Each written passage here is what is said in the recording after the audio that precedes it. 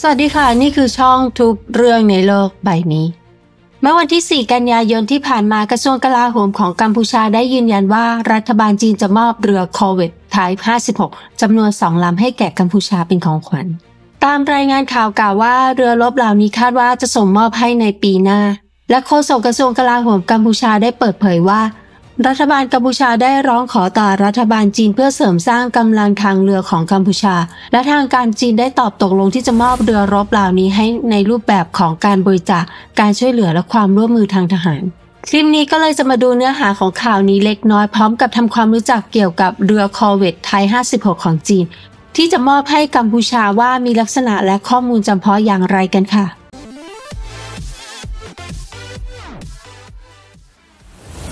ในความสัมพันธ์ระหว่างประเทศการที่ประเทศหนึ่งมอบอาวุธที่ทันสมัยเป็นของขวัญให้กับอีกประเทศหนึ่งนั้นมักจะถูกมองว่าเป็นการแลกเปลี่ยนกับบางสิ่งบางอย่างสิ่งที่กัมพูชามอบให้จีนเป็นการตอบแทนนั้นถูกมองว่าเป็นการที่จีนได้รับอนุญาตให้กองทัพเรือจีนใช้ฐานทัพเรือเหลี่ยมซึ่งตั้งอยู่ที่สีหนุวิวในอ่าวไทยในปัจจุบันจีนกำลังบูรณะอยู่ฐานทัพเรือเรียมของกัมพูชากลายเป็นประเด็นถกเถียงขึ้นมาในปี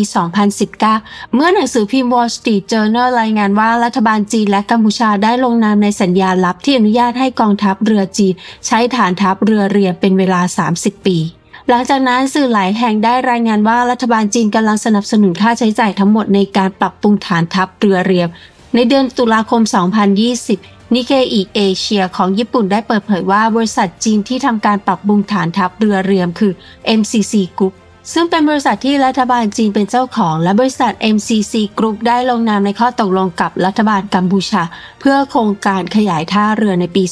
2016 ปัจจุบันข้อตกลงที่ MCC Group ที่เปิดเผยในปี 2016 นี้ได้ถูกลบทิ้งออกไปเรียบร้อยแล้วนายกรัฐมนตรีฮุนเซนได้ปฏิเสธรายงานเหล่านี้อย่างหนักแน่นโดยกล่าวว่าเป็นข่าวปลอมที่มีเจตนาร้ายเนื่องจากกฎหมายภายในประเทศของกัมพูชาไม่อนุญาตให้กองกำลังต่างชาติประจำการผู้เชี่ยวชาญที่วิเคราะห์ภาพถ่ายดาวเทียมของฐานทัพเรือเรียมซึ่งปัจจุบันใกล้จะเสร็จสมบูรณ์แล้วระบุว่าขนาดของฐานทัพนั้นใหญ่พอที่จะรองรับเรือรบส่วนใหญ่ของกองทัพจีนได้แต่กลับใหญ่เกินไปสำหรับเรือรบที่กองทัพกัมพูชามีอยู่ในปัจจุบันและคาดว่ากัมพูชาอาจไม่มีความเชี่ยวชาญเพียงพอที่จะบริหารจัดการฐานทัพเรือที่ทันสมัยเช่นนี้ประเทศที่กังวลมากที่สุดเกี่ยวกับฐานทัพเรือเรียมคือเวียดนามโดยคาดว่าระบบป้องกันภัยทางอากาศและเรดาร์ตรวจจับทางอากาศที่จะติดตั้งที่ฐานทัพเรือเรียมนั้นจะสามารถติดตามการเคลื่อนไหวของเครื่องบินรบทั้งหมดในพื้นที่ทางตอนใต้ของเวียดนามได้นอกจากนี้ตามรายงานข่าวของสื่อสิงคโปร์ CNA ระบุว่าแม้รัฐบาลไทยจะไม่ได้แสดงความเห็นอย่างเป็นทางการแต่ในเดือนกันยายน 2022 สภาความมั่นคงแห่งชาติไทยได้แสดงความกังวลเกี่ยวกับฐานทัพเรือเรียมนี้โดยชี้ให้เห็นถึงความเป็นไปได้ที่จะถูกใช้เพื่อวัตถุประสงค์ทางทหารในการเสริมสร้างการส่งกำลังทางเรือของจีนและอาจเป็นคู่แข่งที่มีศักยภาพกับระเบียงเศรษฐกิจภาคตะวันออกของไทยทีนี้เรามาเริ่มทำความรู้จักเกี่ยวกับเรือคอร์เวต Type 56 กันค่ะปัจจุบันกองทัพเรือจีนมีเรือคอร์เวต Type 56 รวมทั้งสิ้น 72 ลำโดยเริ่มการผลิตหลังจากได้รับการอนุญาตการออกแบบขั้นสุดท้ายในเดือนพฤศจิกายน 2010 และเปิดตัวเป็นครั้งแรกในปี 2012 ซึ่งเป็นปีเดียวกับที่เรือบรรทุกเครื่องบินลำแรกของจีน Type 01 เหลียวหนิงปรากฏตัวเบื้องหลังการปรากฏตัวของเรือคอร์เวต Type 56 มีที่มาจากการที่กองทัพเรือจีนได้ผลิตและประจำการเรือเร็วโจมตีติดอาวุธ Type 22 ขนาด 220 ตันจำนวน 83 ลำในปี 2004 เพื่อป้องกันชายฝั่งและโจมตีเรือบรรทุกเครื่องบินของสหรัฐอย่างไรก็ตามเมื่อเกิดข้อพิพาททางอธิปไตยทางทะเลกับญี่ปุ่นและในทะเลจีนใต้เพิ่มขึ้นรวมทั้งเวียดนามได้นำเข้าเรือดำน้ำแนวคิดการปฏิบัติการป้องกันชายฝั่งจึงขยายจากการต่อต้านเรือผิวน้ำไปสู่การต่อต้านเรือดำน้ำและต่อต้านทุ่นระเบิดโดยเฉพาะอย่างยิ่งเรือ Type 22 ที่ติดตั้งขีปนาวุธต่อต้านเรือผิวน้ำ YJ-83 ที่ใส่สูงสุด 230 กิโลเมตรจำนวน 8 ลูกนั้นซึ่งผลิตจากโลหะผสมอลูมิเนียมทำให้มีความแข็งแรงที่ไม่เพียงพอและไม่สามารถปฏิบัติการต่อต้านเรือดำน้ำได้ด้วยเหตุนี้เองกองทัพเรือจีนจึงตัดสินใจว่าจำเป็นจะต้องมีเรือรบที่สามารถต่อต้านเรือดำน้ำได้เพื่อทดแทนเรือคอร์เวต Type 37 รุ่นเก่าและทางเลือกให้อยู่ระหว่างเรือฟริเกต Type 54 ขนาด 4,000 ตันกับเรือ Type 22 จึงนำไปสู่การพัฒนาเรือคอร์เวต Type 56 โดยใช้เวลาเพียง 8 ปีในการผลิตและประจำการเรือจำนวน 72 ลำ เรือคอร์เวตไทป์56เป็นลักษณะเด่น2ประการแรกคือการนำแนวคิดสเตลมาใช้โดยสืบทอดการออกแบบมาจากเรือฟริเกตไทป์54และประการที่2คือเป็นเรือรบจีนลำแรกที่ใช้การออกแบบโมดูล่าซึ่งสามารถพัฒนาเป็นเรือตรวจการเรือลาดตระเวนนอกชายฝั่งและเรือฟริเกตอเนกประสงค์ได้ด้วยการออกแบบสเตลนี้ทำให้พื้นที่หน้าตัดเรดาร์ RCS มีขนาดใกล้เคียงกับเรือรักษาการชายฝั่งขนาด500 ตันนอกจากนี้ยังออกแบบให้เรือยางท้องแข็งถูกเก็บไว้ภายในตัวเรือเพื่อไม่ให้เห็นจากภายนอกตัวเรือทำจากเหล็กส่วนโครงสร้างด้านบนใช้โลหะผสมน้ำหนักเบาการนำการออกแบบโมดูล่ามาใช้ช่วยให้สามารถสร้างเรือรุ่นต่างๆได้ด้วยต้นทุนที่ต่ำโดยจีนได้พัฒนาเรือตรวจการชายฝั่งชั้นเจ้าเก่าสำหรับหน่วยยามชายฝั่งจีนและเรือสำหรับส่งออกโดยอิงจากเรือไทป์56ส่วนเรือที่ส่งออกนั้นสามารถปรับแต่งตามความต้องการของประเทศผู้ซื้อได้และมีขนาดของตัวเรือที่ใหญ่ขึ้นเล็กน้อยเรือไทป์56นั้นมีทั้งรุ่นแรกและรุ่นปรับปรุงคือไทป์56A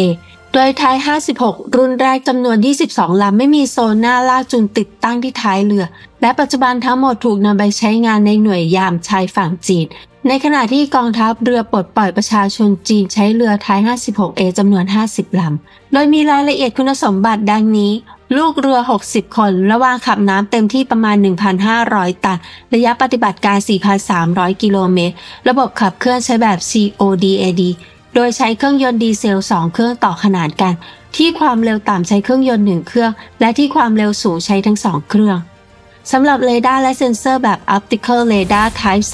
364ติดตั้งบนยอดเสาเป็นแบบเดียวกับที่ใช้ในเรือ Type